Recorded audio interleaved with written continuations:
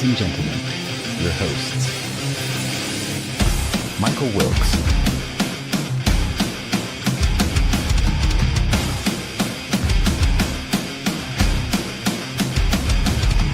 Angel Ortiz,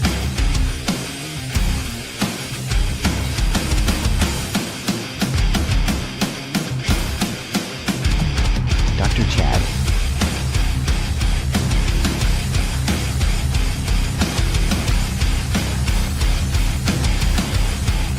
and Sam LaCavera.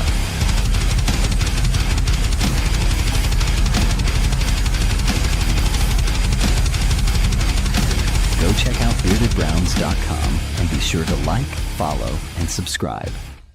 Enjoy the show. What is up, everybody, on this beautiful, well, probably warm from Chad, a little bitterly cold here in Cleveland, Ohio. It is Combine Week, and we are excited that we're going to talk a little bit about that. That's going to be a fun conversation we're going to have. We're going to talk about that. We got some Browns news, and we're going to talk about some Combine topics. And then Andrew Berry had a press conference for about 20-25 minutes. We're going to talk about that. A couple of things that we pulled out of it ourselves. If you feel like you got something out of it, once we hit that section, please comment down below and let us know what you feel Andrew Berry was saying, and you can interpret it the way you want. And then maybe we can also interpret it, because obviously Andrew Berry talks many different languages and people hear it differently. And we're going to interpret it our way. So that's what we're going to do tonight. So thank you for tuning in. Like, comment, share, let people know that we're on. Tune in to this conversation. It's going to be a fun one. But before we do that, I have to do some house cleaning here. I have a announcement to make. The Tuscarawas Browns backers are going to have the 1980 Rookie of the Year Joe Charbonnet on at Shenanigans Bar and Grill, April 11th from 1 to 3. He is going to be doing autographs, 1 for 10, 2 for 20. He's a 1980s Rookie of the Year. Way before my time. I was born in 81, so I wouldn't even remember this guy. But if you're a longtime Indians/Guardians fan, I'm sure you would want to go there and meet a legend in the making there. Local legend, I guess. But that Rich hit me up and said, "Hey, can you help me out here?" I said, "Sure, Rich." And that's why I'm wearing their hat, Tuscarawas Browns backers hat. They're good Browns backer down there in Tuscarawas. They do good job down there doing the Browns backer stuff. So I want to support them. Nonetheless, how was your weekend, Chad? Oh man, I've been so slammed at work that my weekend was just like, it was great. I had a great weekend, but I've just been exhausted. So at this point, like, a good weekend sort of feels like I spent just at least one day doing Nothing. like absolutely nothing, which is not my style. Like I'm like a get up and move guy. I can't like lay around and waste a weekend, but I am dying for a full weekend where I just do nothing. But it was good. I had fun. Weather's been good here, fortunately for me. Um, and yeah, and overall is pretty great.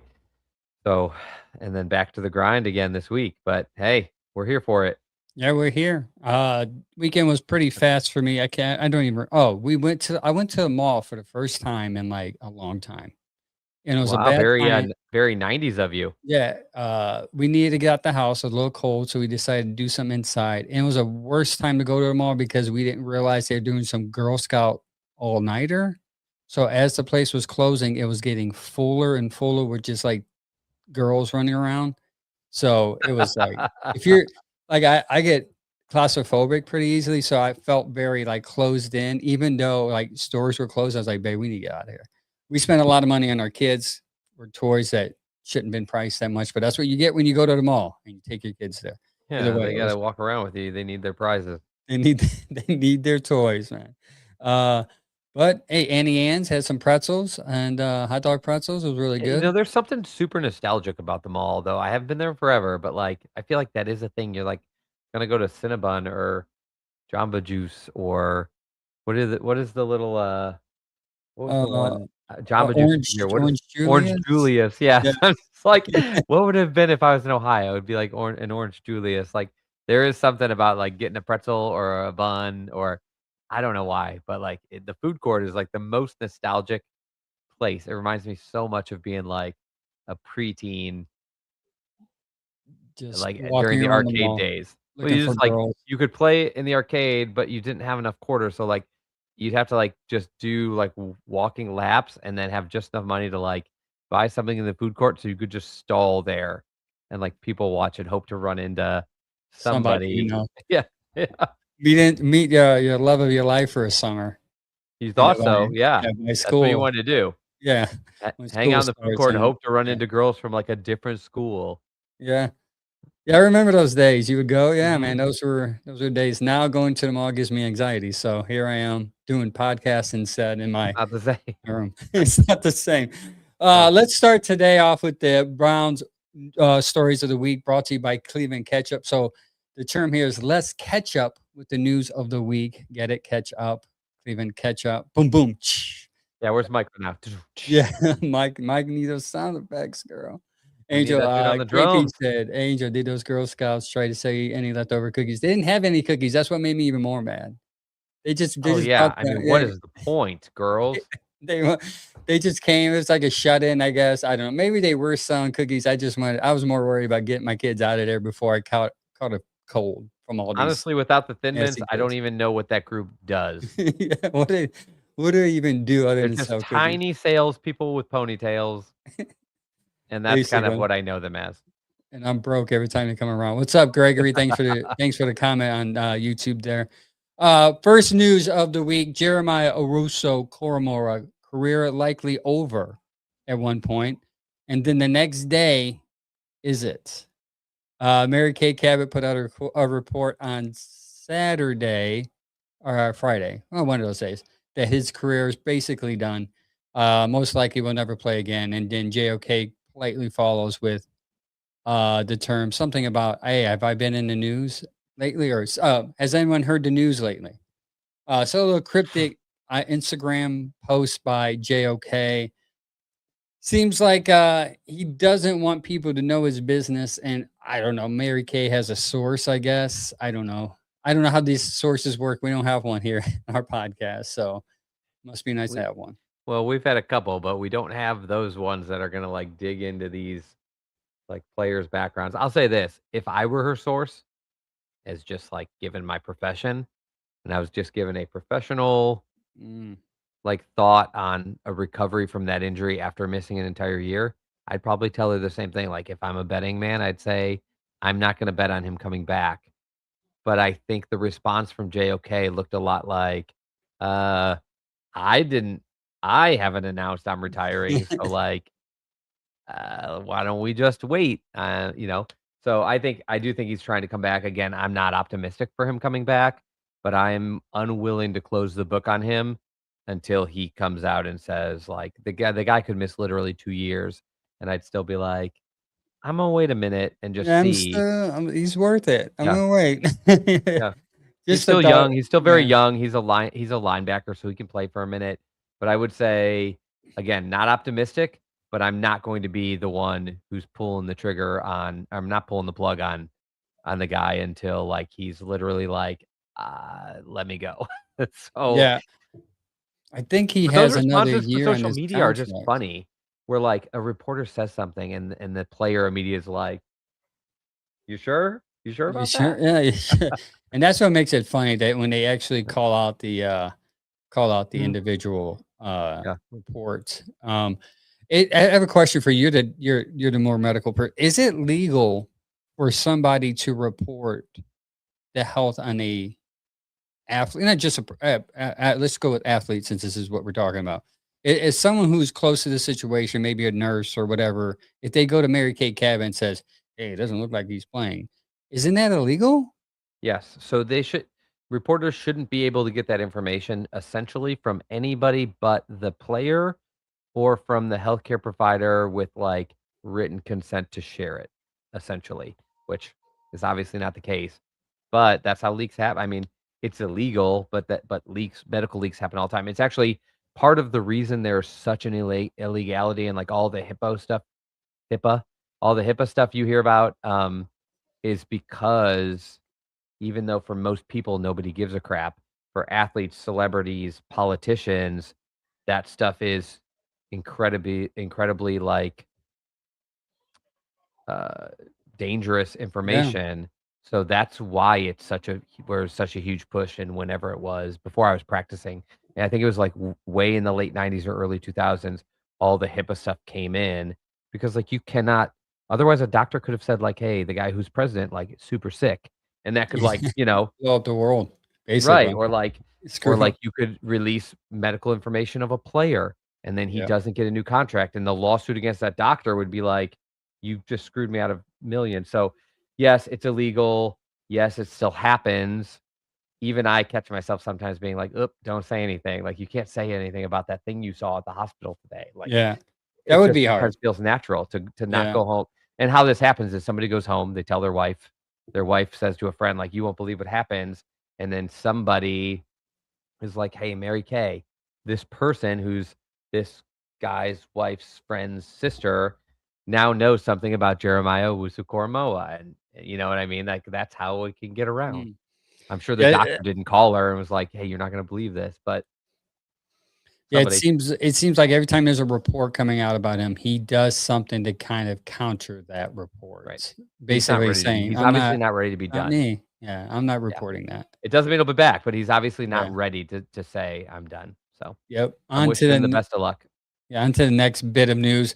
The 2026 win total projection is out by CBS Sports. They dropped Early. us to be at real early. We haven't hit the draft yet. And they dropped a 6.5 win total for 2026 for the Cleveland Browns, which is 1.5 wins more than this year. So It's 2 more that's wins than our initial prediction last year. I think our yeah. over under to start the season was 4.5. So we're So they think improving. we're 2 games better. Yeah, With that's the coach and new coaching staff, Jim Schwartz is gone, so they gave you 2 more games, or the fact that the, supposedly schedule's a little easier, so they gave you a 2-game cushion there. yeah, our Um, schedule should be a little easier.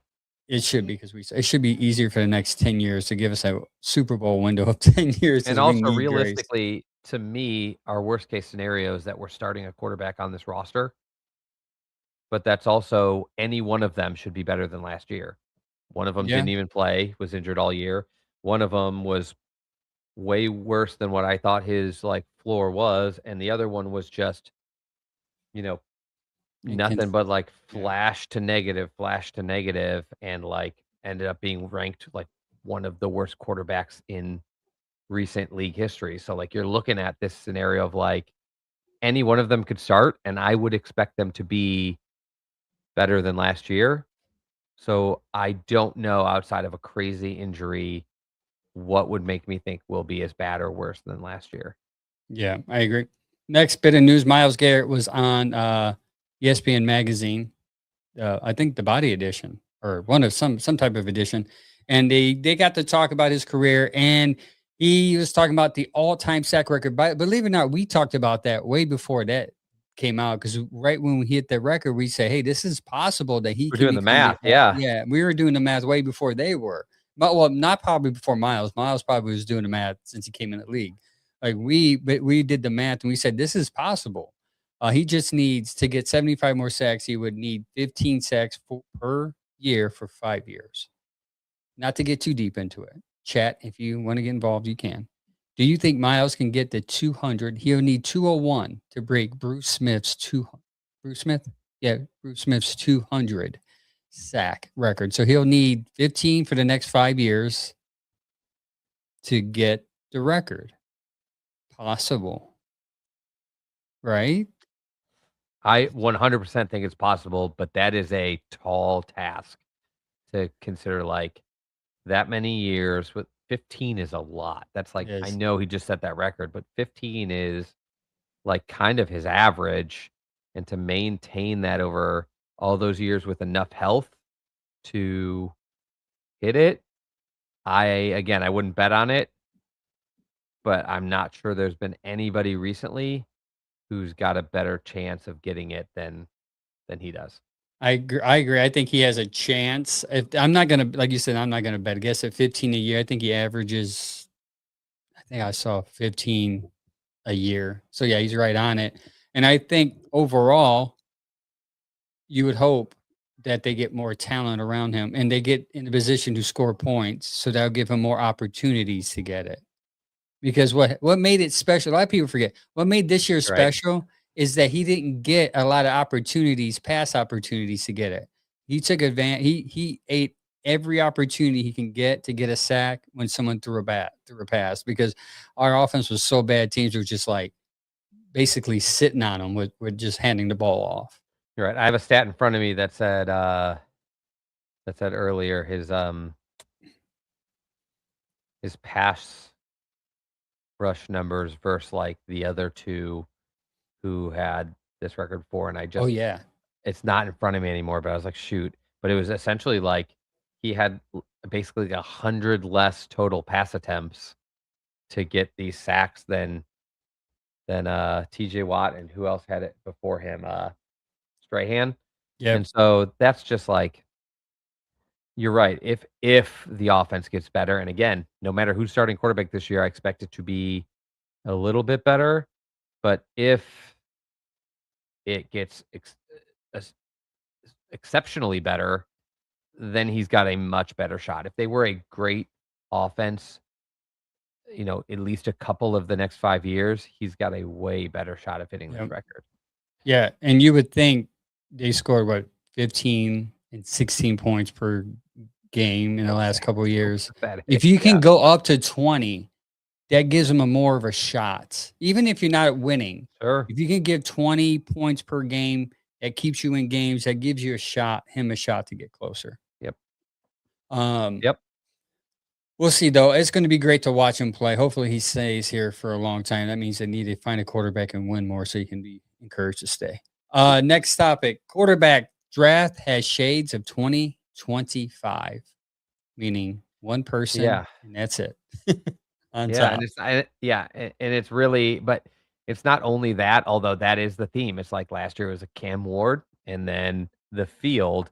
But what I also think it is similar is in a way where last year there's a bunch of guys that people were just so unsure of. It was like, well, Tyler Shuck, who turned out to be pretty good in the games he played, is like got all of the tools of a quarterback, but there is that injury history and age and just something super shifty that would like turn a bunch of people off. Jackson Dart was like, oh, a lot of upside, but so unknown because like the system he was in, the lack of ability to like translate him. Guys like Sanders, who was just kind of an anomaly based on not only his status like socially, but also like he was a kind of a enigmatic player in terms of like he did some crazy things in college. There was a lot of people not convinced that you could play that way in the pros. And then in the end, these quarterbacks went all over the board, including like even guys like Quinn Ewers, who got a few games with Miami. I don't know, you know, what his future will look like. But you just had all these guys, a Jalen Milrow who ended up going as high as the 3rd round as just basically a developmental tool process. That's kind of what I see in this draft. There's guys who at one point were rated much higher and had higher expectations, and because of their season, either injuries, fall off for themselves, fall off for like the team they played for, or something, they just are now scattered and it's a one-man race. But there's a bunch of guys I think like last year will be intriguing. There's like a Will Howard, there's a, Jalen Milrow, there's a Jackson Dart. There are guys like that in this draft who you're like, one team is going to like him. He's going to go somewhere and maybe he'll have a chance. I Yeah. just think between like Ty Simpson, Lenora Sellers, Drew Aller, like there are those guys who are like, well, at one point they looked pretty good. So 2nd, 3rd round, could I take a flyer and might they end up playing even as soon as their first year? I think it's going to be that kind of a quarterback draft, which is a little bit crazy given the situation we are in specifically, Do because you we've think taken 2 of those guys yeah. in the last year alone. Do you think one of those guys are gonna come up like Jackson Dart did? Someone's I gonna do. trade into the first? Yeah. Yeah, me I too. think I think the process is gonna play out, and I think people said, like, for instance, Lenora Sellers, people were pretty Yes. impressed with after the Senior Yep. Bowl, specifically because he was healthy again, and I think that has shades of, like, Quinn Ewers, who didn't come up, but I could see Nussmeier. it affecting him more. Yeah. I see Nussmeier, man. I can see him rocketing up when someone seeing his Oh talent. yeah, I'm pro sorry. I day. said Sellers. I meant to say Nussmeier. Yeah. Yeah, that's why I said because I kind of figured that's what you're talking about. I see yeah. him. I can see him jumping even Simpson, Ty, because I think he just has raw tools, and we talked about it with Barry Shuck. He just got screwed because Brian Kelly was just not a good coach, and he got hurt. And I said a lot of this was team based. Like the team was not what they were the year before, and that affected them. And I think that's a big deal. But yeah. Sorry, I kept saying for some reason the North Seller stuck in my head. But yeah, like those guys, Nussmeier, Aller. I think there's going to be somebody that rises, and I think it's going to be an excuse, but there is a reason to go along with why a lot of these people fell. Yep. In their season. KP Young on Facebook someone said Sanders is better than any quarterback in this draft. That person was Emory Hunt from CBS Sports. He said there is not even Fernando Mendoza. I have a higher grade on Shedeur Sanders than I do anybody in this draft class. Yeah, that's what I did when I said interesting. Okay, interesting opinion. I mean, it's just so hard to tell because like there were guys like Mel Kiper probably has Sanders higher than everybody in this draft class because he had him like right behind Ward, and what was his name?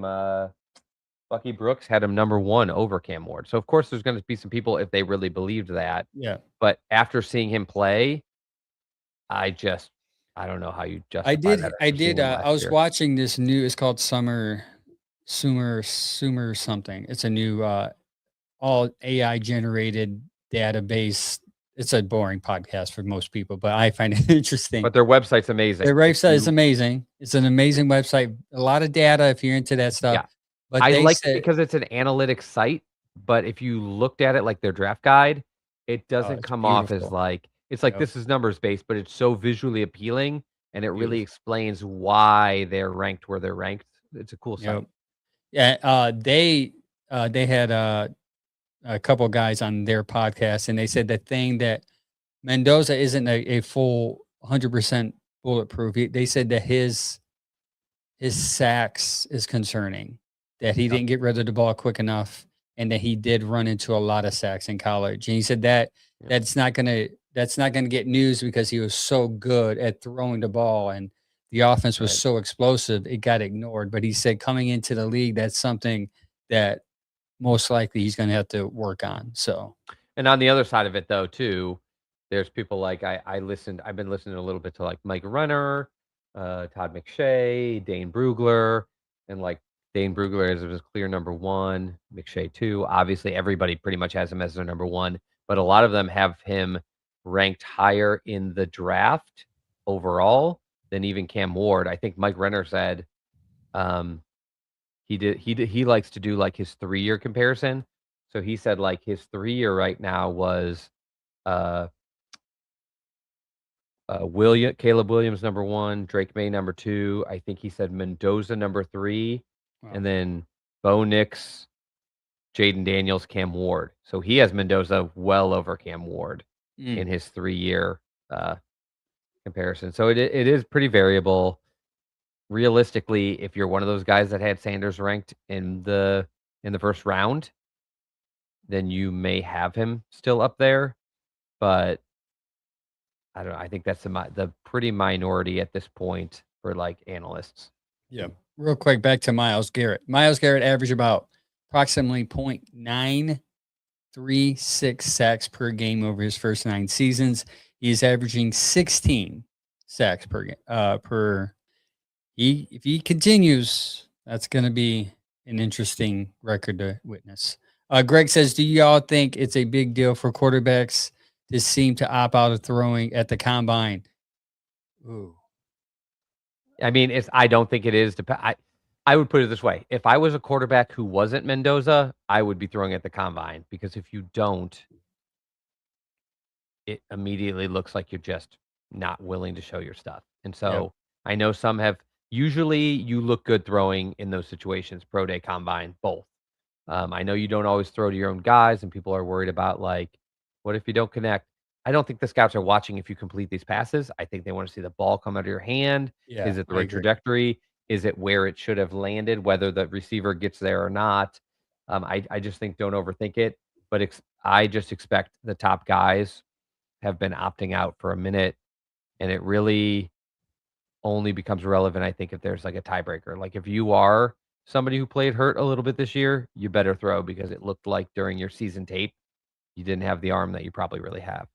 Yeah, and it's a problem if you're like Tyson Simpson, right? Who's You got got to quite throw your stuff. you started off great and then you ended kind of horribly. So you need to give them another good impression. Like Mendoza has been putting zip on the ball since he's I mean, you go back to Cali when he Yeah, was he's in never going to throw. Cal. What does he have to Yeah. gain by He throwing, doesn't right? But yeah. So it's hit and but miss. then Like Shador should have threw because I think that would have yes, helped him. I think the fact that Shador 100%. didn't throw made it look like scouts like this dude, and they know more than we do. They see his tape, they see his footwork, and they said there's a lot of questions there. And the fact that you didn't throw, are you trying to hide something? So Shador should have threw. That would have helped him. Yep, Uh, yep, next agreed. And topic. then Okay. the only way you get away with it if you're not like just Cam Ward or Mendoza, like somebody that's like, okay, I've already been told by guys that I have nothing left to gain. The only other way I think you can lose is if, I mean, you can get out of it easily is if you're kind of known that that's your trait. Like if you're Josh Allen level arm, maybe you can say I'm not going to throw because like that's already my reputation. Even so, I probably would still throw if I had the Yeah. chance. A lot Really of wow guys do. people. Yeah, Greg said it's not like they're going to have the same guys in the NFL to throw to. A lot of those quarterbacks like Mendoza said he wants to highlight his receivers. So not like the two receivers is going to be out in the draft anyways, like Cooper Jr. and Yeah, Surratt or whatever his name is. They're it going to looks be good. drafted anyways. Yeah, It looks good Cooper to throw. Jr. Amari Cooper Jr. is my guy. That's And I crazy, need by the the Browns way. to get him. I need the Browns to get him. Speaking of more quarterback talk, Mekhi Willis and rumors, Jeremy Flowers and Mary Kay Cabot again with rumors of Willis being tied to the Cleveland Browns and the Browns loving him, and the Browns are going to do anything they can to get him. Them and 5 other teams. I saw Arizona this morning are interested in him too. Mhm. Um, And the big rumor for a while, the longest standing one was Miami.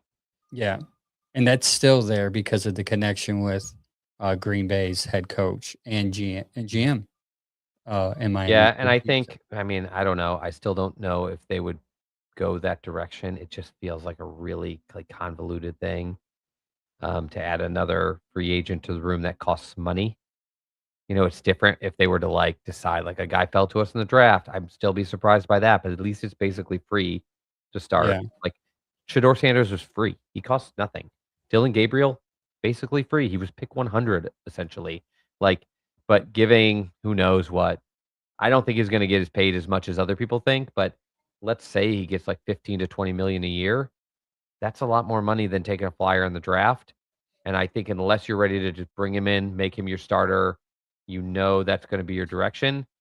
I just can't imagine doing it and putting him in a competition at that point. yeah, I agree.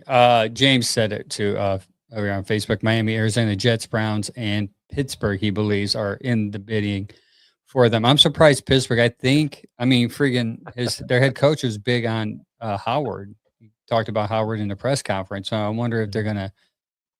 And Aaron Rodgers may return. We'll see. Right. with That's Pittsburgh. another one. Like, I don't see them doing it unless they know Rodgers isn't coming back. And they're Yeah. like, we can't just count on Howard. What was he, a 6th round pick? Yeah. Like, whether you like him or not, like, if you're going to walk into a season and that's the only option you really give yourself, that's not Mhm. great. Greg said, "Can we afford him?" Yes, you can afford him because technically yeah. you can because you don't pay him the money this year. It will come off the books next year, which is where you Andrew get Berry booking special. money. Yeah. 1 million base salary plus bonus or whatever, like he did with all those other guys. Yeah. So you can't afford them, and the way that Barry cooks the books is you always pay next year, right? So you'll be like this much this year, and then we'll backload it later. The big So deal is this the year for that? Like, do you look at that guy and go, Barry said he's we're gonna better talk than my about options yeah. for next year Yeah. and Barry going talked forward? about that a little bit. We're going maybe? to talk Yeah, we'll about get to that because he did talk about free agency, how they're going to handle that. He threw some hints, or maybe not But because he lies a lot too. So I do think a fun thing to mention though is the Jets are looking at him, and I'm like, the closest comp I can think to Malik Willis is the player that just failed for the Jets last season, Fields, except for the only difference between them is he Fields has knows how a to. much Yeah, longer career of like at least moderate success. So I'm not saying that Malik Willis can't be better than Fields, but it would be funny to like go from Fields, completely fail that like experiment, and the next year go to like, well, what about a guy like Fields who's played way less? Like, I guess that would be a very Jets move. uh, Browns Film Breakdown crew are really high on Willis a lot. They broke down his film, and they're like, Mon can not that he's like great, but they think he can fit what Todd wants to do here perfectly. I am But not high again, on him, but I'm higher on um, him than anybody in our room currently, currently. yeah. So, So let's switch topics here. It's Combine Week. First topic, we're going to talk about the combines. Todd McShay's top 2 tiers. He has 2 tiers of great people in the draft. Great and great. Well, greater and great. All right. I mean, you would know more than I do. You got the cat back. Look at that. She wants to be part of the show. just launched over on top of me. Jesus. So the first tier is Love, Reese, Bailey, and Downs. I like that because you had 2 Buckeyes in there. And the fact that I'm a Downs advocate. So I like that tier. I like tier 1. And then tier 2 is Tate, Fano, Lemon, Mariagua, Yeah, close, the tackle. and the tackle, and Mendoza. Um, that's his tier. And the Yeah. rest are just And he made a point of saying, like, this is my pre-combine tier. And he also said, like, is the hugest event for his calendar because even though he's been watching the film before the combine, 3 things happen at the combine. 1, you get the real measurables and medicals. 2, you get to see guys side by side, and it changes your perception greatly to see those 2 top tackles do their drills next to each other and really get an idea of like, okay, their athletic profile is not based on who they played in their college season, but like just them, against their peers, not against defenders. And the third one was all the information from the interviews and stuff starts getting leaked to him. And that's of course a huge one for the big board because if you hear this guy's bad in the film room or he has a crappy attitude or whatever, it drops you. yeah. But I did think that it was interesting to see early on. We always talk about blue chip players and, who is that first tier? Because last year, a lot of people had like 5 or 6 guys in that tier. It varied, but I think he had about 6 guys in the tier at the top. And this year, it looks like, he's only got 4 pre combine anyway. I doubt anybody sneaks up into it, but they could. And then that second tier, are like the other guys that are like maybe not quite the same level, but are just like the top guys next, right? They might not be blue chip guys. They might not be um those that top like blue chip tier you talk about, but they're his like people that he feels are kind of a lock.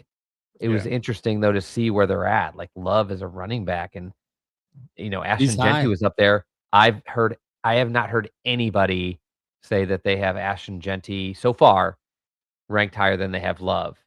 And Ashton Genty was in a lot of people's Yeah. blue chip tier. So it was like, and then Reese, a lot of a blue chipper, but people aren't even sure which position he'll play. Very much like Travis Huntery, where it's like, yeah, I guess blue chip talent, but like I'm not even sure what position he's gonna play. And then Bailey and Downs, like I Downs guess the big is one for me is Downs because it's yeah. not a prime position. It's not an elite position, which makes me think this is the one blue chipper who you might get outside of the top 4 and maybe even somewhere in the top 10 or 12. I saw someone mock him at 2 to the Jets. I would be shocked. I would be absolutely shocked. Although, like talent-wise, it's there, but Because I think a lot too is because they had 0 interceptions and they think they probably put 2 and 2 together because they're the only yeah, team last year on defense that didn't have an interception. So they're thinking they need people, playmakers over in that. But at the same mhm. time, I mean, Reese at number 2 would be just as good. I mean, if Right. you're And this also yeah, mimics I don't last know. year in a way with the quarterback, because I heard a lot of people who are like, yeah, Cam Ward's going number 1, Andy's the number 1 quarterback, but I don't have him in my top 5 players. Yeah.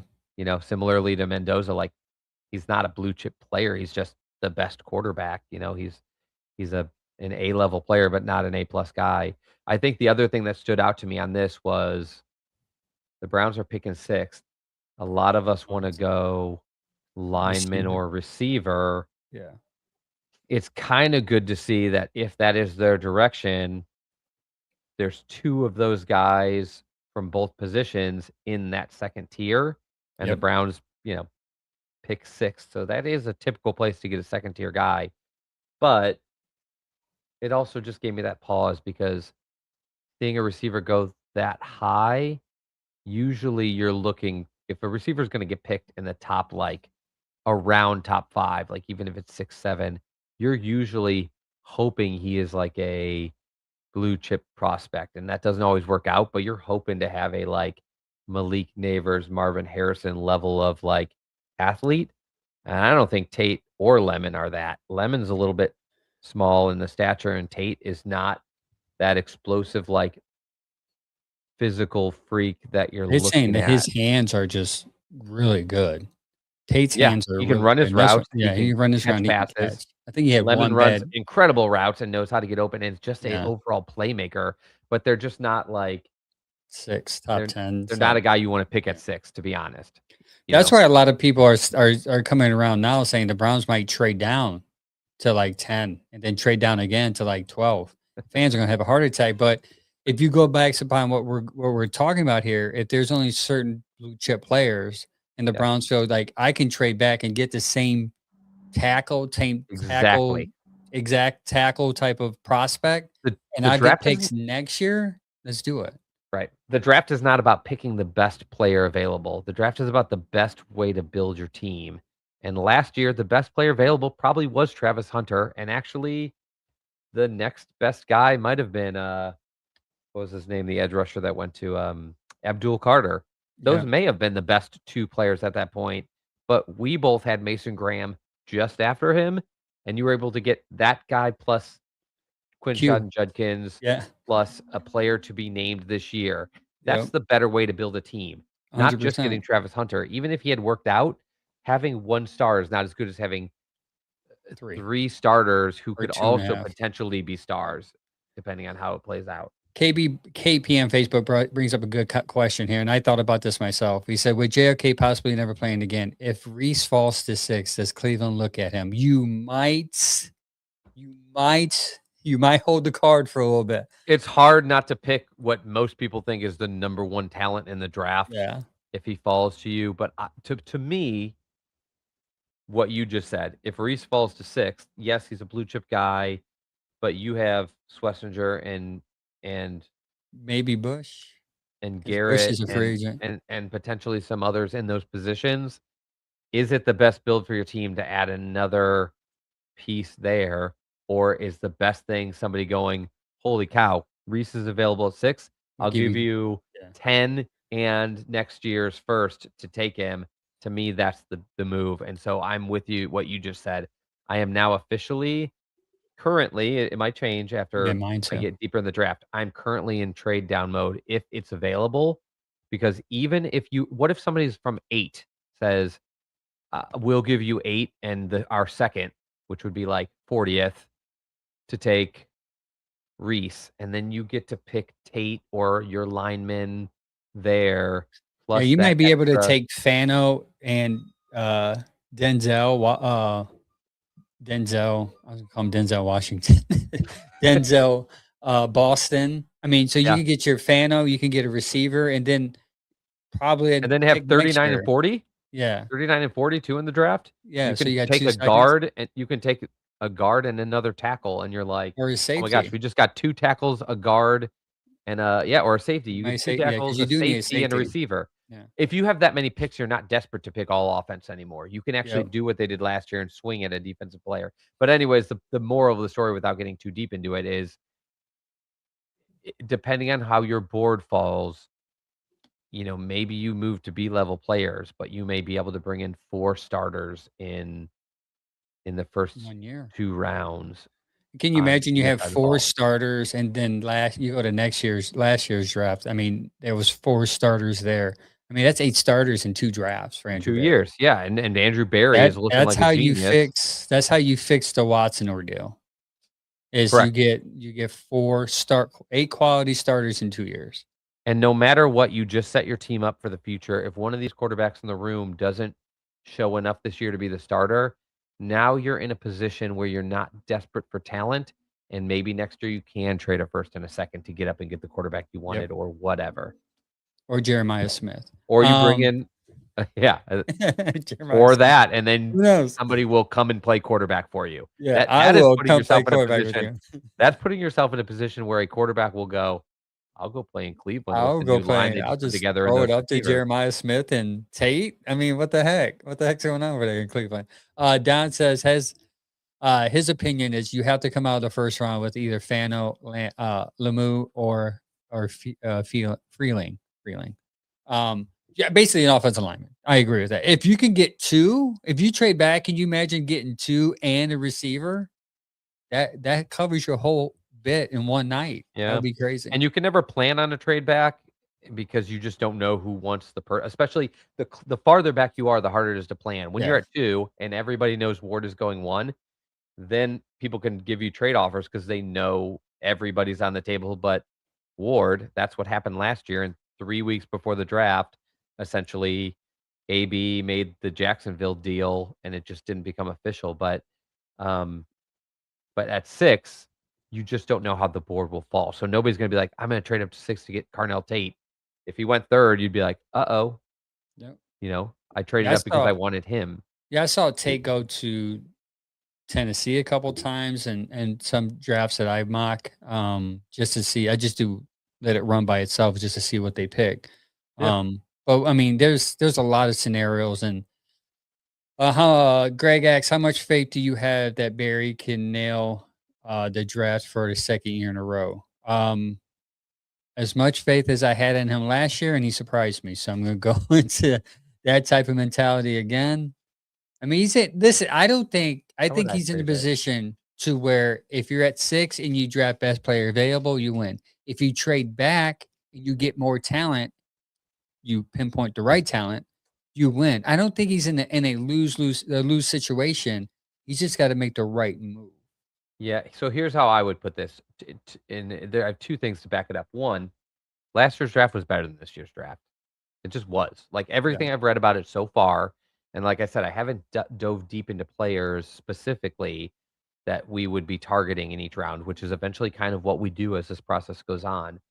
But we wait because free agency let's say they bring in Linderbaum, like we talked about it earlier. I don't think they will, but if they do, well, then you're not drafting a center probably anywhere because you got Whippler, Linderbaum, so no point in diving deep into players until free agency hits in 2 weeks and combine is over because there's so much more information for you, right?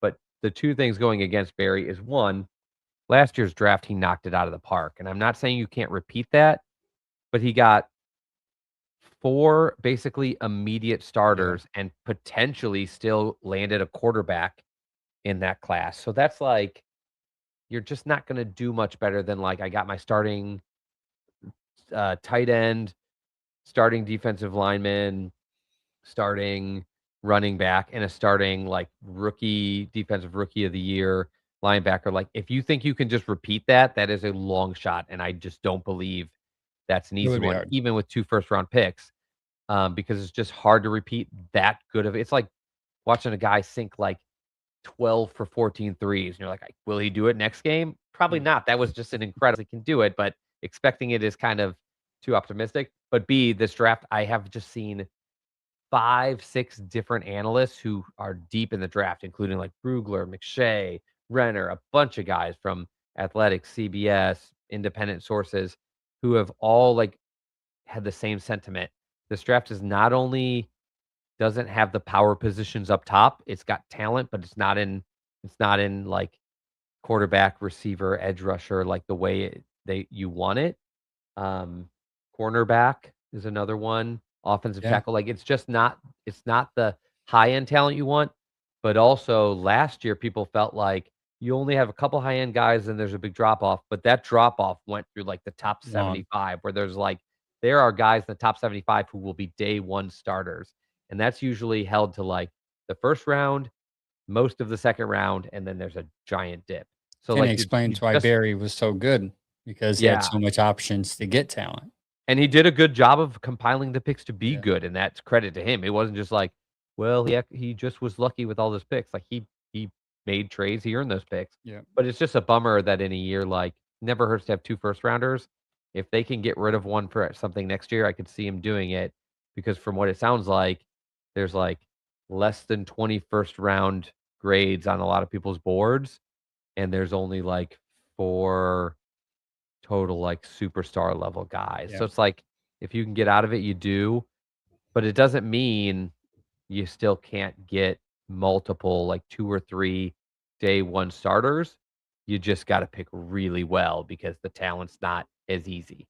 Yeah, and Sam agrees with us on the Saturday show. Browns Morning Brew, 10 a.m. every Saturday. He says, I think Barry will definitely trade down so we can fill more holes in our roster, especially since Barry did that traded down last year, and that's what saved his job and the reason he And had he's a his big best believer in draft. picks. Yeah, He's right. I think I think Sam's right. Like, we know Barry's a big believer in picks. He's got 10 of them again this year. Every draft he has. That's why I've said for years, like, I do not believe he wanted to give up that many picks for, Watson because he just loves picks so much, yeah, and he just every year he tries to get as many as he can so he can move around the draft and, like, have some more freedom.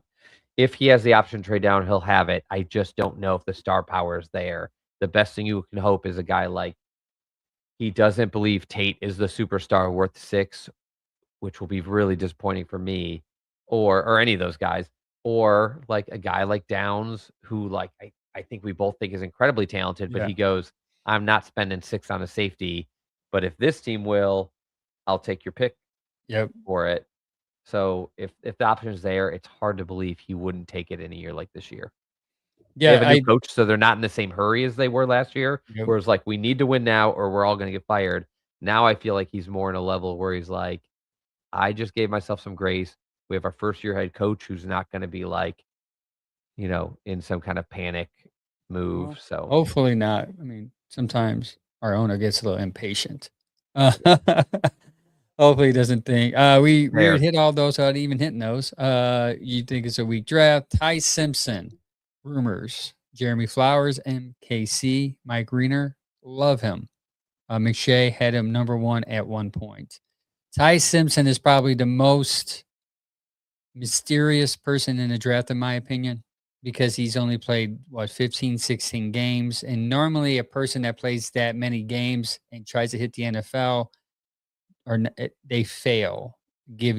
I'll show you Anthony Richardson, Jamarcus Russell, all those people that will play more than 1 year, they kind of fold. But he Which had such a good front end of the year. But the last 3 to 4 games, he seemed to get exposed, and that's like leaving a bad taste in most people's mouth. and it should. I think besides the fact that he started the season great to the point where McShay was like, I might have him over Mendoza, and others felt pretty highly on him to the fact where you're like, oh, a really rough ending. I think that even gets shaded by the fact that there's that giant list of guys who only had 1 year of starts, whether successful or not.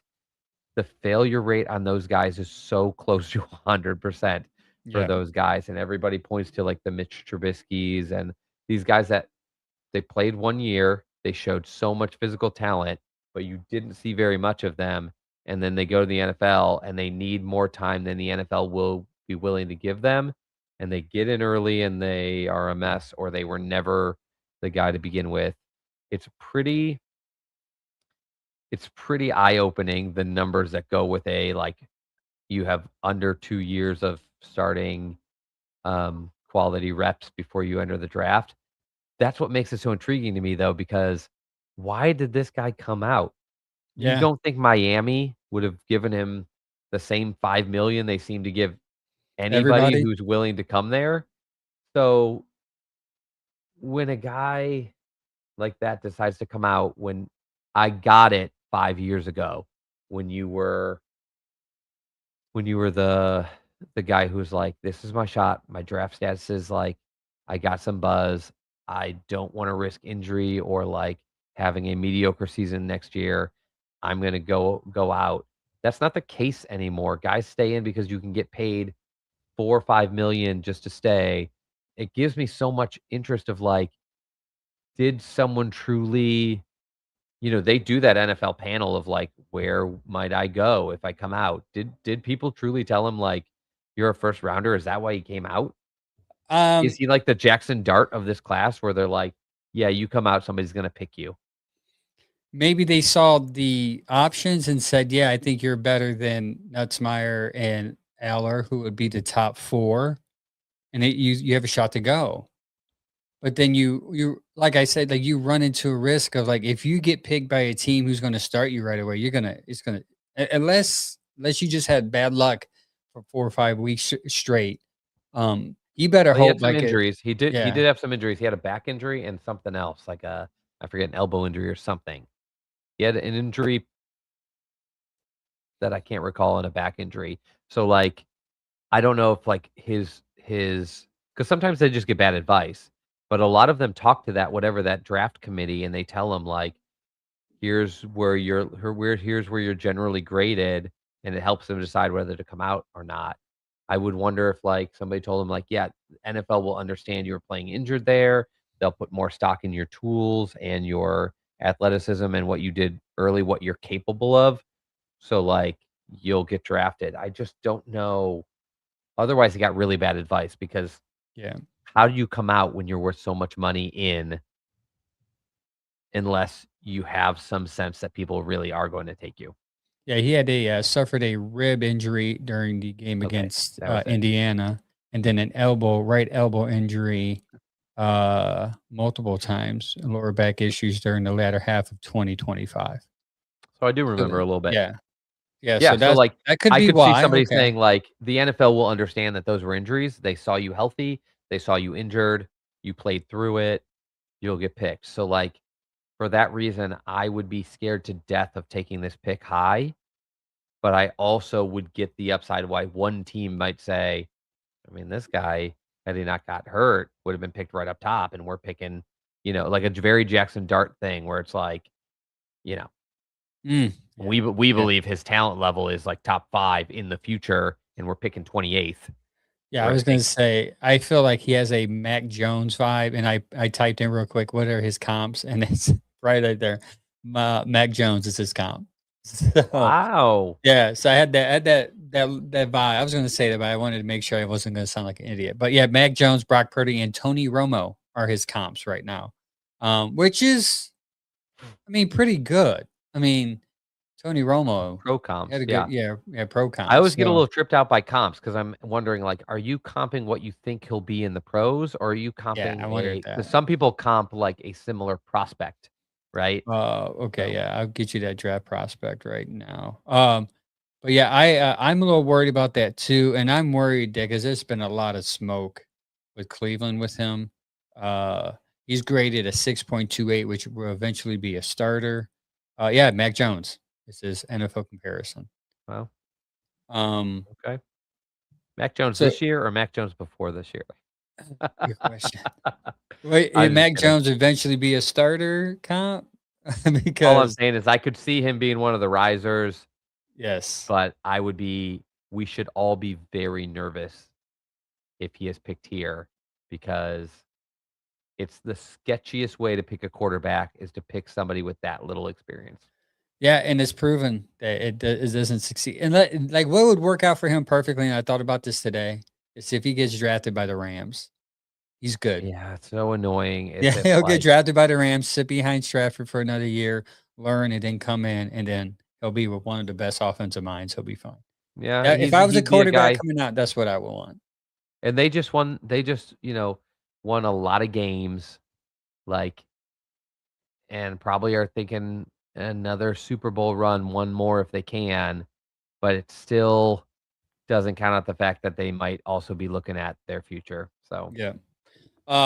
So you think your riser is going to be Ty? I think my risers. no, not specifically. I just think he fits that mold of like he was good. Then if the drop off really was injured, and then people get to see him throw and like Healthy. drill and all that healthy, and he's good in the room, they might be willing to like disregard that. He just seems like the type of guy that a team will reach on. I would call him more of a reach than a riser, Yeah, but I could that's a good see point. those scenarios. People are quarterback desperate. That's what I felt about Jackson Dart, and I still think he's a sketchy pick. He was kind of picked as a little bit of a reach because it was kind of unknown, and he was like athletic. He won some games, but he really only threw for like 50 something percent completion. So the book is still out, but I could see him being in that mold where somebody's like, I just see too much upside. I'm going to take him. So Yeah, he's a good situation now with John over there. Hopefully, John can transform him. I think too. Part of Jackson Dart's issue was the mess up situation going out, the coaching going on there. That can always, obviously, as a Clevelander, we know coaching messes up quarterbacks. So I think he'll have a better year. Shout out to Sam, who probably that more was than any Sam's position. guy last year. I remember doing shows with Sam. He say, "We need Jackson Dart." Sam pounded the table for Jackson Dart, and unfortunately, he's Yeah. in New York. Sam's Yeah. still a And I'm Browns still, like I fan, though. said, I'm still on the fence with him. The guy we would have missed to get him, it would have been Carson. J.O. It basically would have been Swessinger. Sorry. That's pretty much all we would have given up to get him.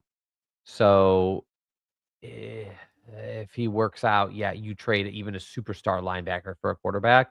But if he does end up like not progressing as well as he could and ends up being like a middle of the back quarterback, that you can get. And so I won't feel desperate. Yeah. But he's better.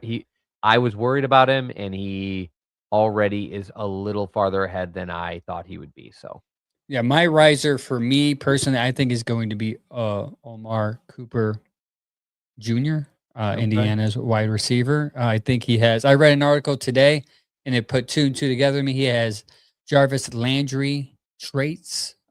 Good, quick, good hands.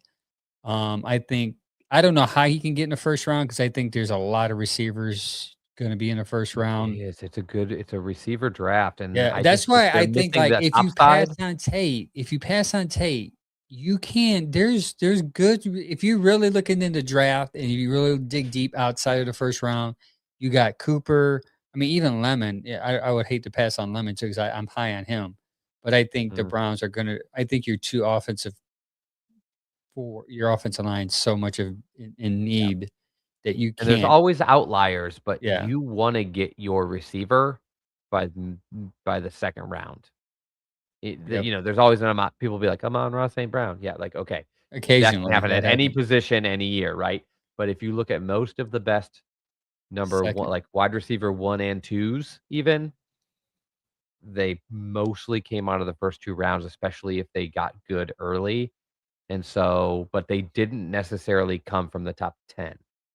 You have your Emeka Mbukas, you have your DK Metcalfs, you have a ton of guys, T. Higgins. There's a ton of guys that don't come right up at the top. You even have like Jefferson was what, the third or fourth receiver taken in his own draft. Yeah. Like that happens, but you don't want to wait. It's one of the positions you really don't want to wait on. You're not Yeah, you're not looking for a Puka Nakua. You're praying that you accidentally find one, find him. but you're looking up top for a receiver. So yeah, Dan on Facebook posted because I was actually looking at receivers on PFF today on their in their draft thing because I was looking like where can we get a receiver because I'm hoping I'm with Sam. He's a big Denzel Boston guy. I got his name right. I was saying David Boston last week. That's his father. See, that's why I got it all mixed up. But Denzel Well, all Boston, these names like Omar Cooper Jr., I'm thinking like yeah, Amari Cooper, like, oh, no, Amari, yeah, Omar Cooper, like, there's oh, a yeah. bunch of those guys. But yeah, he said Fields, Notre Dame. He's gonna be a riser. He's like 6 something, 220. And he was in Notre Dame who didn't have a quarterback sent. I mean, they're run first and he still had a good year. Yeah. Cooper, Brazel, who's a burner, Sadrat, who was with Cooper, and he can catch. Bell, who's had ACL, but that might push him down because if not, he would have been high first round. But he had ACL issue. injury, and Bernard from I think Alabama. Uh, those receivers, if they come on here, they can bump Judy for receiver one, and you can get those receivers in rounds 2, maybe high 3. That's pretty deep. But I Sam wanted to this know what you thought this of Denzel. this receiver draft reminds me a little bit of last year's like running back draft, where like Yes. Oh, that's maybe a good there wasn't comparison.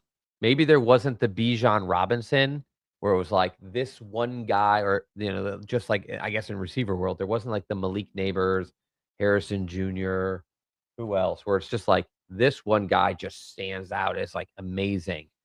But there is really good talent and it goes for a pretty long time, which I think goes to your point of like, if you really are choosing between tackle and receiver, you better look real close at like where the tackles are after pick 20 Yeah.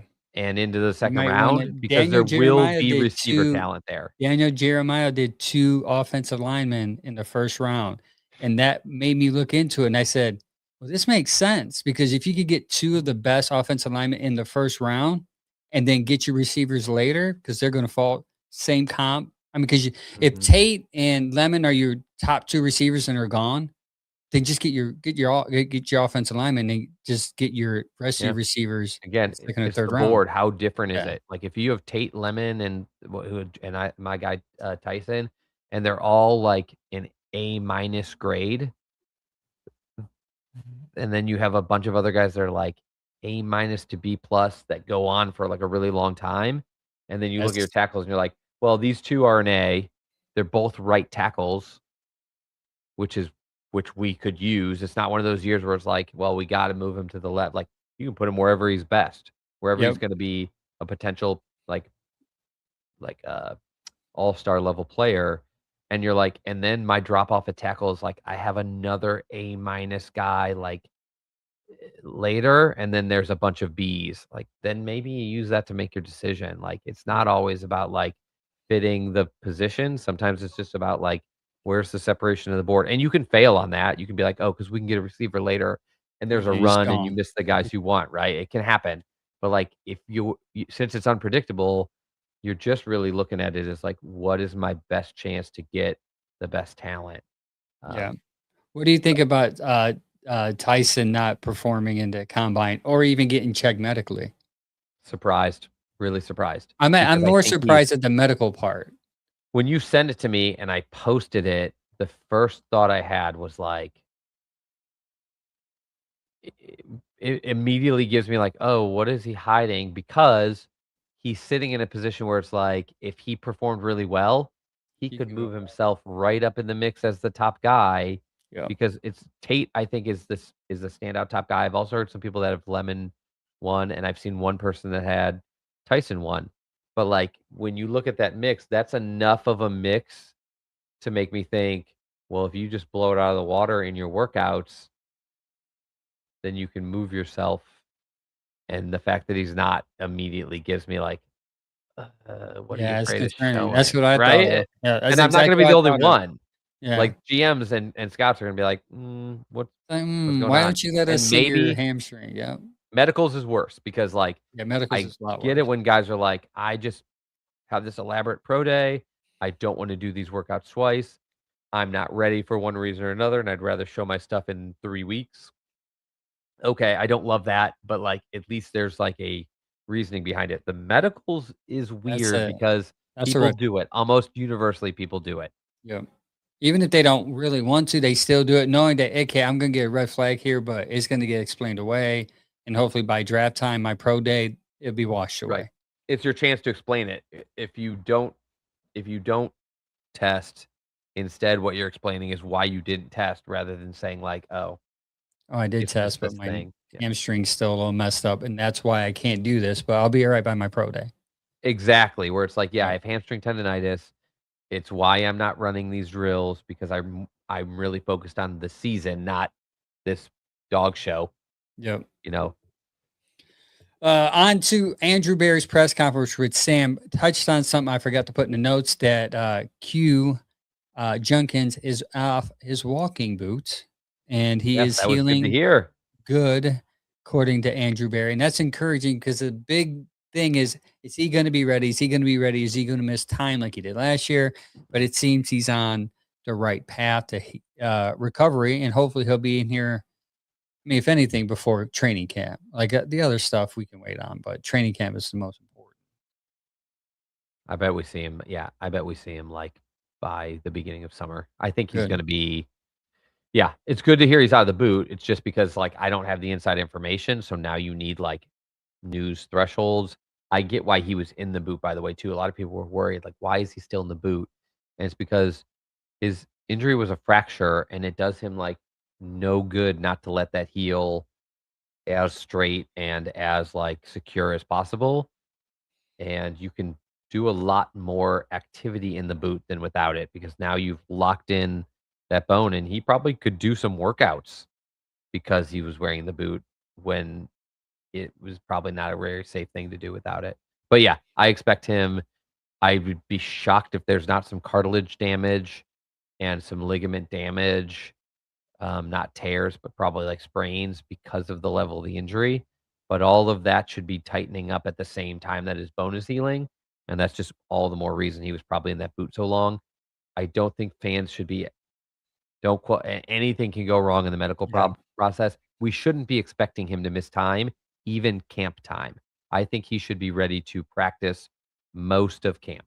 And they get 2-3 weeks early because they have a new coaching staff. Something to keep in mind. Yep. Or a week or two early. On to the Andrew Barry's press conference. First thing he says, they will be aggressive in free agency, but not too aggressive. The aggressiveness is going to come next year when they actually have a lot more money to spend because Watson's money is going to free up a lot more when they get that insurance payout. And they're not on the book as much with that quarterback that they end up picking. So aggressive. So they probably say if there's a need there, we're going to be aggressively pursue it, but we're not going to overly pay for somebody. Is what I got out of it. Which they're known to do. We don't have. We don't know if we have a quarterback. They're not going to go all in on spending money and losing potential ability to get one later. If they do find out they have a quarterback, they won't regret not spending because now they're like, oh my gosh, if one of the guys on this team can play, especially if it's one of the guys on a rookie deal, then you're like, now we got all the money we need because we have a rookie quarterback for 3 more seasons, and we didn't even have a first round like payment category on him. We have 100 and 150 payment category on him. So like the idea of spending a lot this year is silly. The only thing you should really be spending on is like setting yourself up for the quarterbacks in the building or your future quarterback. And I just don't think that's a high priced free agent type of a position. And defensively, you don't have enough weaknesses to spend high price. Offensively, the big weaknesses you'd spend money on would be there isn't a receiver class worth spending on, and it would be line. But if they spend on anything, I would think they would bring in like one guy. Yeah. And then some fill-ins, some like flex, maybe basically what you would consider like a what do you call that? Guy in the line. You need what were we calling like the quarterback all the time? Back up. Like the one you want to just hold the spot. For some reason I'm so blank on the name. Fill in. I don't know. I can't think of it. Yeah. We'll come with it, but it's literally like you need a guy to just step in and play that position this year until you draft somebody better, pick up somebody better. Yeah, that's gonna bother me. I don't know that term. I um, know what term you're talking about. It's gonna bother me. or We gotta move on. one of your young guys you already have, like Zach Zinter or whoever, Jenkins, Whippler, whoever is ready to play. And so it's like that, yeah, and that's we're going to go into. Before then, we're going to KP hit something that's real funny. You think Ayuk is on Barry's radar? Brandon Ayuk. He was. No, I hope not. That dude doesn't want to play. That dude was given $1 million to play, and he's not playing. I do not want that here, especially with Jerry Jeudy. Mix them two together in your receiver room with a young quarterback. Well, him and Jerry Jeudy probably had issues with at the beginning, I'm good, man. Don't add any more problems. I just think that ship has sailed. Yeah. He we tried to trade for him. We were gonna give him that kind of a deal, and Yeah, so instead, yeah. he refused to come here, essentially. He took that deal in San Francisco. He absolutely looked like it wasn't worth it. Now the next year, right after signing him to a new deal, he's ready to be out, like, and he's coming off injuries. Like, there's nothing about that situation that makes you think you trade for him unless the 49ers are like, Yeah. "We are so done with this guy that we'll just literally give No, him they to they you," and you're like, cut him. He's done. I "Oh, they think that cut I'm him pretty already." sure they cut him, yeah. He was on Instagram Live recording himself driving, holding a chocolate ice cream while Yeah, melting, I doing just think nothing else. unless you're free I don't want that. unless you are free, he's just not a guy that Yeah, fits here I'm good. anymore. Yeah, he's good. James Frank mentioned something about Trent Williams, but he isn't going to. He did not reach an agreement. He is a free agent. But my issue with Trent Williams is if you go back to what Andrew Barry said, they want to go younger. So I would be surprised if they go after a guy like Trent Williams who's older, He but feels like a maybe win now guy. yeah, and he's definitely not winning now here. We're a couple ways from He feels like, "Oh, man, if we could just fill this one piece, we're all we're set to make good. a run," and I just think Andrew Berry even has come to the reality of, like, That's the a team Kansas isn't. City move. Kansas City, the Chiefs. Yeah, Yeah, yeah, that's that type of that's a move. Kansas City, Yeah, Buffalo, Buffalo. um, Houston, like, a we were pretty close, we've won playoff games, Yep. we need to make sure we cover this spot. Speaking of offensive line, Barry addressed the offensive line, saying that they're going to do the Chicago Bears model of how to build a line, which is it's going to be a mix of developmental guys, vets that they probably pick up, whether unrestricted, just $7 million guys, $5 million guys, and people that are already on Mhm. the team. So he is going to do a patchwork, most likely this year, of best player available. I just don't see them go like I have a lot of people going like 3 or 4 different offensive linemen in the draft, and I'm like, you cannot put 5 rookies on a offensive Yeah, line and think you're going to win.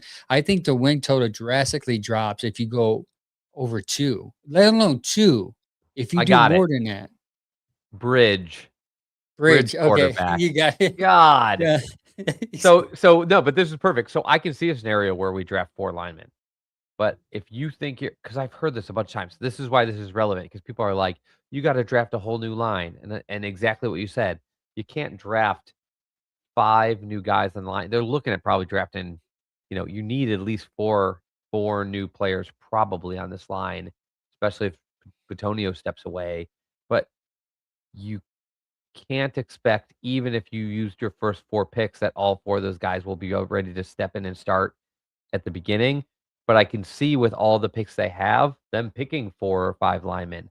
The problem is then you need to have like 4 more on the roster who can start the season and hopefully play all year because you don't even want your 5th round guard to be your backup yet.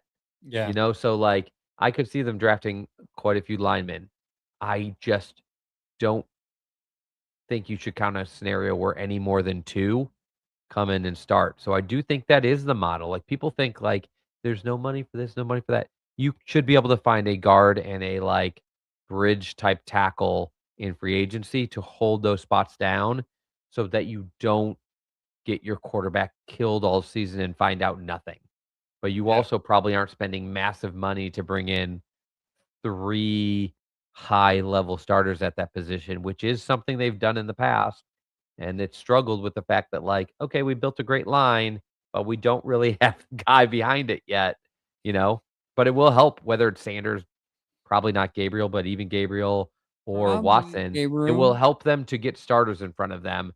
You just need to get them from everywhere. You probably need one good one like legit starter guy that I kind of do expect, but then you can fill in the blanks with draft picks and kind of flex borderline starters or, Yeah.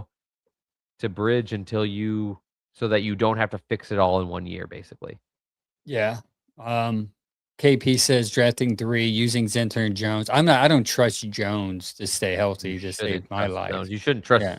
Zinter either, Yeah. but he's on the right track. Like, let's say you have Whippler, let's say you have Jones, let's say you have KT Levinston between those, and then like who else is it? Livingston can play Zinter. guard too. Yeah, Zinter, and then who do we else have? We had Cohen. Like between, let's say, just those 5, we're 5 guys that we keep on this roster. Can you make 2 of those start, pick up a free agent, and then draft 2? Like that seems somewhat more realistic. Yeah.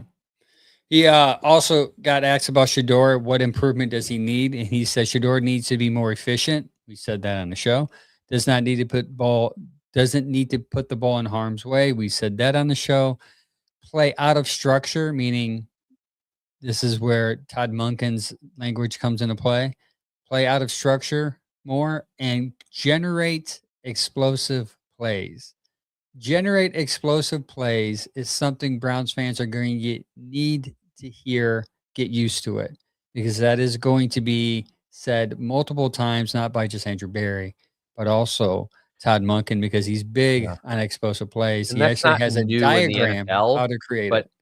that's not new in the NFL, but it does kind of highlight, like, I'm sure Kevin Stefanski wanted explosive plays too. Like that's the analytic, that's more the analytic model shows like if you get explosive plays, that's a very big deal. I think the philosophy of Todd Monken, like what you hear, what fits a little better is, I would say one thing with Stefanski and Sanders and how that would mesh is, we know Stefanski wants his guys to play within structure. Yeah. Todd Monken is sounding like, I want a guy who will go out of structure more and would, this is Andrew Berry, but clearly they've been talking. He's not going to say something like that if Todd Monken is Yep. like, no, I want structure, right? He wouldn't say that in open public if that's not something that they have already agreed on. So I think that is the one plus to the Sanders hopefuls, that you can expect maybe a little bit more. His style is an offensive philosophy that encourages that more than tries to teach structure and build structure and practice structure, which I think is a big part of what they tried to do last year. They tried to reel him in and get him to play more within the structure. The bad news is I don't know if that's ever going to be in his game. The good news is we'll get to see something that maybe fits him a little more if he can pull it off. He tries to play out of structure. His problem is when he does it, he makes, to me, just as many explosives as he makes mistakes So by the taking a 6 sack or throwing an interception. So he just has to play out of structure and just be better at it, essentially. Just be more efficient with it. You can play out of structure without taking risks. The play's not there, run for a couple yards or throw it away. That's where I think he's lacking, because some of his big throws were because he scrambled out, and out of that structure. throws the defense off a lot. The defense And that cannot probably guard. they get into the next quarterback we're going to talk about. It probably messed up Dylan too, probably playing in structure and feeling the pressure of not making a mistake, throwing an interception, and then knowing that if I do make a mistake, they're going to bring in this other guy who's competing against me. Yeah. But the we 6, can be honest. yeah, Dylan should have been better at that. My hope was that Dylan will be good at playing in structure, but you just brought up all these other surrounding factors. The other issue that I think we can all agree to at this point, the offense wasn't good enough to play in structure. You had to play out of structure. The line was bad. The receivers weren't up to par, and we missed a couple games with Quinshon Judkins. You needed to be able to play out of structure to succeed there, and it was silly for Gabriel and even for the coaching staff to be too focused on structure, because you weren't a good enough team to play in that structure. Period. Yep. 3 of the things Andrew Berry said in his press conference are 3 of the 6 Todd Monken has of his 6 pillars to a good offense. It's actually titled Todd Monken's 6 pillars to a good offense. Sorry, I guess I was right. Don't turn the ball over, be explosive, score touchdown in the red zone, be good on third down, don't have lost yardage plays, meaning sacks or penalty yardage, and have an athletic quarterback who can make off schedule plays. So they're on the same vision here. So whatever I'm pretty sure tomorrow Monken will say some type of same verbiage. Is that's what they're going to need. So when you think of a quarterback, think of that, of those, put them on your wall and remember them. Because if they get a quarterback and it matches that, you can be like, yep, that's the quarterback that they And I want. think everyone but the last one is almost a universal rule. The reason I think the last one feels a little bit a kind of bias towards today's NFL because like some of the best quarterbacks right now are out of structure guys. Yeah. There's less Tom Brady's right now, and there's more Josh Allen's. That's just like at least at the top. Like the guys that are the best are right now are guys that move around and make a lot of off schedule throws, which I think is a good way to go though because you have to be really good to be an on schedule passer and take your team to the Super Bowl. We almost got spoiled by the fact that Tom Brady was that and was that for so long. And then there was Drew Brees, which was that, and Peyton Manning, which was that. And that was so dominant for 20 years in the NFL that we almost forget that it's so hard to find those are all Hall of Famers. Yeah. Like to be a Super Bowl quarterback who just plays in schedule, you pretty much, I feel like, have to be almost a Hall of Famer. Yep. Otherwise, you're going to have to be a guy who can scramble, who can run, who can buy time. Like that has become the more common NFL star, not the Drew Brees, Tom Brady's, et cetera, et cetera. Yeah, last thing before I hit Sam's question here. First of all, as first, KP said, number 7, don't pull your hot-handed quarterback or a tight end to run the Wildcat in the end zone. That's the number 7. Good one. Last one, Dylan. Andrew Barry said, Dylan may have been basically he said Dylan may have been forgotten by everyone outside of Berea, but we see him and he's been handling everything within his control. So we often don't bring about Dillon Gabriel's name when it comes to quarterbacks, but what would it be like? What would I just want you guys to understand something. Like, don't be surprised if Dillon Gabriel is the guy to start because we said what? That they're going to go out the head coach who's young, who's innovative, and who's like 30, and they did opposite, right? And then we say, oh, they're going to get a defensive coordinator who is Jim Schwartz's disciple, who's going to play exactly what Jim Schwartz did, because that's what the team needs. And what did they do? They went outside of Berea. A Monken guy. They got a Monken guy. They got a guy from Atlanta. So to sit there and say, I promise you, Dillon Gabriel won't see the field or start, well, it would be an injustice to podcasting. Yeah. So I will always keep the door open for Dillon Gabriel to start or to play until he's no longer on this team. We should start keeping the door open to a lot more stuff because this team just does crazy stuff. In my opinion, and I was like a big guy for I thought I had a very good handle on Dillon Gabriel. And again, like I said, last year I was disappointed because I thought his floor was a pretty solid floor and he fell below it. I thought he wouldn't take sacks. He didn't throw too many interceptions, although I would have liked even less, but he took way more sacks than I thought, and he wasn't the quick timing decision maker that he should have been, maybe for some of those reasons that you pointed out, like somebody's right over his shoulder, the team is bad. He can't trust his receivers to make these quick throws, too many balls getting popped up in the air, whatever reason it was, he wasn't the guy that I thought he was, but I still think I had a very good grasp on why he was drafted. And I think we'll see if it plays out this way. But a lot of people have just assumed they only picked him because he was Kevin Stefanski's guy. Andrew but Barry's we been said sticking up for him. we said very early on, they didn't pick him to be a starter. Starting is a long shot. They picked him because he has a great attitude. He's smart. They could see him being with the team for a long time and being somewhere between a bridge to spot starter or just long-term backup. Nothing of that has changed since last year. In fact, the only real difference between this year and that last year, if you just take away the pure gameplay of last year's terrible season, is now he has a little more NFL experience and they know he's at least capable of winning NFL games because he showed that last year. He wasn't very good. And a lot of people thought he wasn't very good, but for the people who were like, he should have never even gotten drafted.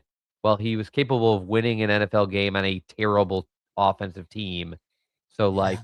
at least that he can win you a game. So if you come out and Watson gets hurt like he always does, or it just doesn't work out, and Sander gets hurt, it's not a bad thing to have a guy on the roster who you think can play a little football. You're gonna keep 3 quarterbacks, I feel like, still. So, I just think he's still if that was your belief all along that he's a long-term backup, I don't think that has changed all that much. Yeah. One last question, Sam from Saturday Show. I'm sure they're going to talk about this on Saturday too. So tune in 10 a.m. Saturdays, Browns Morning Brew. He says our needs in this draft, in my opinion, offensive lineman, wide receiver, tight end, defensive back, specifically for a nickel and dime package safeties. Those are my top priority picks. What are you guys' thoughts on that? Everything you just said. That pretty much it. Yeah. Everything I you think we just said need is spot on. anything we need starting linemen and potential depth. Yeah. We need more depth for our secondary at both levels. And we need wide receiver talent. Everything else is just extra picks to fill in guys behind the guys you have, which is exactly how you want to have your draft. So we have 10 picks. They can get, if they pick well enough, which is a long shot, but to get every single thing you need. But if they pick well enough, you should be able to fill those positions. And then the rest of your picks, you're just starting to fill in developments, depth, special teams. And that's how you hope the draft goes for the next several years, where you don't desperately need spots where you have to reach or pick an exact thing. We've seen teams they really need a safety so bad they have nothing on this roster. Yep. That's when you have to pick somebody you might not want to pick. There was a year where the Browns made, there's years where Browns have made mistakes on guys. And sometimes I think they just misevaluated, and sometimes I think that's just the position that was so glaring that they took somebody there, and maybe they wouldn't have if they had, more picks and less holes. But I agree. Yeah, I think I you pretty much agree. You nailed it. do need a linebacker because I guess Sam made that list assuming that they're going to sign Bush. That's why he didn't add a linebacker in there. But I do think not think Bush, we will. yeah, I think Bush has played his way He's out of our gone. price tag. I read right now he can command up to 15 to 16 mil a year. Yeah. And That's you out just of our don't price play range. you don't pay that when he's not your best. Somebody's going to be like, this will be our best linebacker, and we have a linebacker deficit. No Yep. matter what they pay him, Carson Schwarzenegger's just already better. Yeah. And Also, so too, Dan hits everything I've been telling people that Delpit is an unrestricted free agent next year. He is your top priority. He should be outside the offensive line. He just should be your top priority. like Bush last year, that is a guy that you have to sign. You have to sign Delpit, because especially of what just happened with Bush. Yep. You should never let a guy who you think is talented and you think can be a piece for you for up to 5 more years show that he's worth more in the season when you don't have him locked up. You can And pay him less Andrew Berry now. has If very once he- few. Yep. I have very few Once complaints he- about Andrew Berry. I'm very disappointed they didn't sign him on the cheap with Bush last year. They did sign Grant Delpit early, which is why he's still around. And it but- maybe Delpit also signed that because he was hurt. He had a little injury issue. So, So he's he's- yeah, and Yeah. So Bush now he's had, been his healthy. off the field Yep. stuff. So I get why you maybe were like, we've already need to got enough sign off this. the field questions, but I You would have sign signed him. this. Yep. Delpit will be our August signing, I think. Yeah. Delpit's good because you need him for that Rudy defense. He's going to be him, and you're going to need a nickel. You'll probably need another safety in the draft, like the top safety. Yep. You'd probably get later safety, and you need a nickel corner, just like Sam said. Safety's not that expensive of a position, and he is good, but he's not like Ed Reed, where you're like, well, we're gonna have to pay him some crazy new record safety number. Even the top safety number is not that high. It's like Yeah. it is a good position to resign. I think I will be shocked if they don't get that I done agree. before this even starts. Well, that is all we have for the show tonight. We're out of our notes. So that means we have to leave and we're out of here. Thank you guys for tuning in. Shout out to all our sponsors. Thank you for, coming on our show and just supporting, keeping us doing what we're doing. We appreciate every single one of you guys that commented in our comment section. Thank you for everyone watching, all 40,000 of you guys that watched tonight. Thanks. We'll be back next Tuesday, 7:30. Probably talking about who surprised us at the combine and who disappointed us. But tune in Saturday at 10 a.m. Browns Morning Brew. I'm sure they're going to talk about the combine and what has They get to transpired. talk about into the like mid and post combine stuff. That's Yeah. awesome. They don't get to talk about the important on Saturday. Saturday's the big one. I think all the receivers, quarterbacks, and running backs, they all go that time. Yes. So tune in that. So we'll see you guys next week. Until next time, like always, go Browns. Go Browns.